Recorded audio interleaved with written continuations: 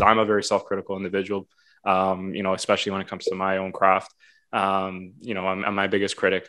I want to know, like, how do you overcome the challenges or lack of motivation when you're experiencing these kinds of like setbacks?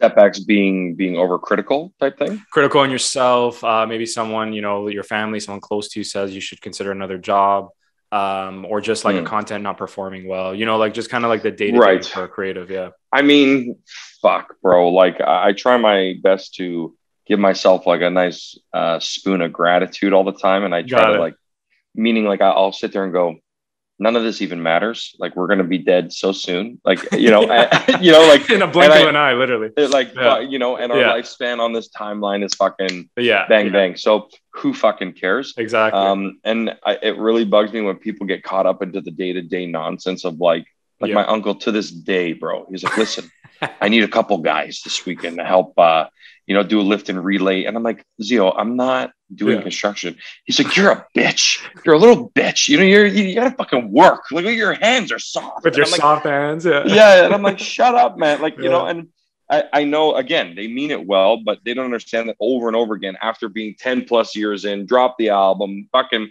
making a living, doing what some people don't do. It's like, man, at some point, bro, why don't you fucking, you have 5,000 connections and you never sit there to think to go, hey, why don't I call all my buddies who own companies and ask them to hire my nephew to, do a corporate event? You know what I mean? It's like, I know what you're thinking. You're thinking like me. It's like, instead of like, how you can help me is network for me, or like put the brand out there. I know, I love that. Why don't you, instead of using your connections to get me a sales job, why don't you see if I can do the holiday party?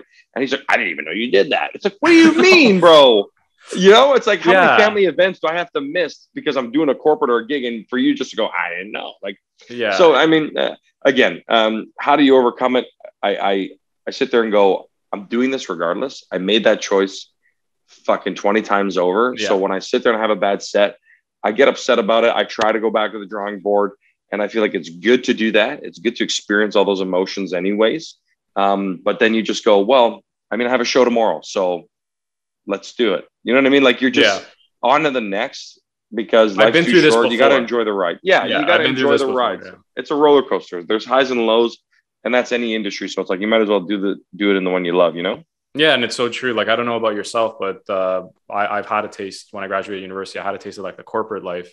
And like you said, it's any industry, like the feelings that I have, it's more personal for me because I'm like attached to the craft, and there's like, this is my calling, like yourself. But it's like, you're always going to have a bad day no matter what you do, right? Even if it's something you love, why don't you make it about something you love? So at least you can be proud of yourself, right? Or at the very least satisfied.